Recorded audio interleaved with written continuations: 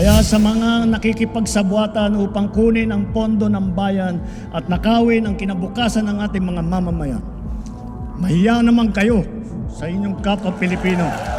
Isang taon matapos ipangako ni Pangulong Ferdinand Bongbong Marcos ang pagpapanagot sa mga nasa likod ng maanumalya umanong flood control projects, ano ang nangyari sa investigasyon ng gobyerno?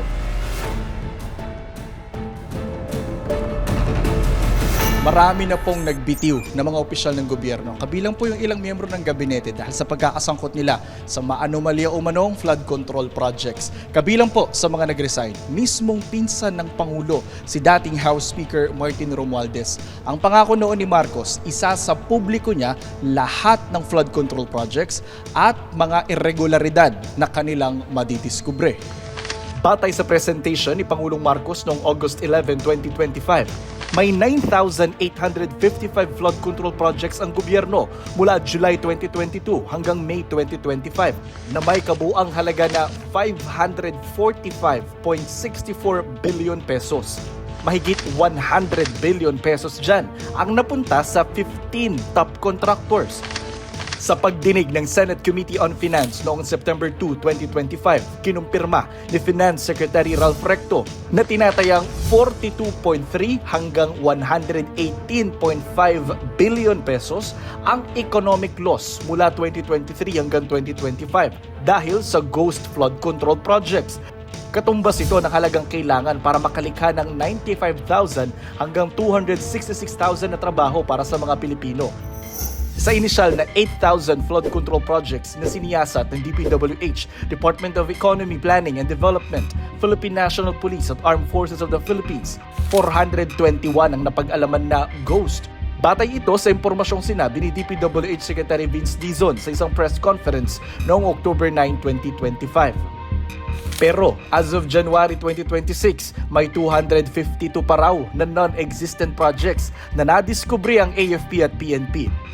Yan ay matapos nilang ma-inspeksyon ng 10,238 mula sa 30,000 flood control projects sa bansa mula 2016 hanggang 2025 ayon kay DPWH Undersecretary Arthur Bisnar.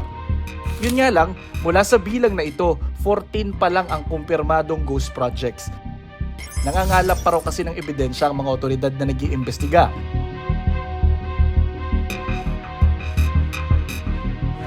Sa mga susunod na buwan, makakasuhan ang lahat ng mga lalabas na may sala mula sa investigasyon, pati na mga kasabwat na kontratista sa buong bansa.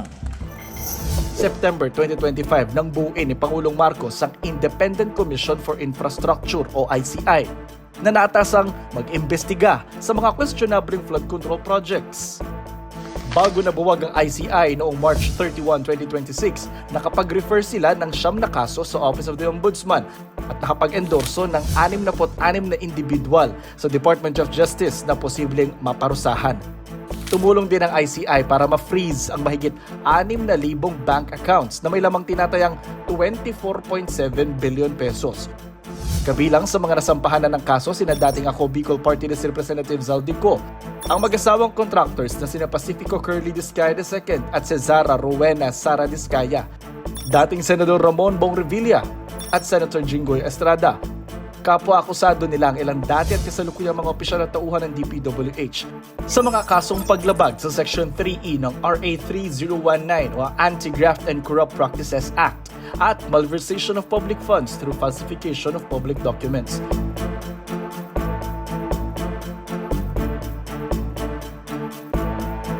Si Senator Estrada at kanyang mga co-accused, kabilang si dating DPWH Secretary Manuel Bonoan, ay naharap din sa plunder dahil sa pagtanggap umano ng kickback mula sa flood control projects. Pero as of July 2026, wala pang nakukonvict o nahatulan dahil sa maanumalyang flood control projects.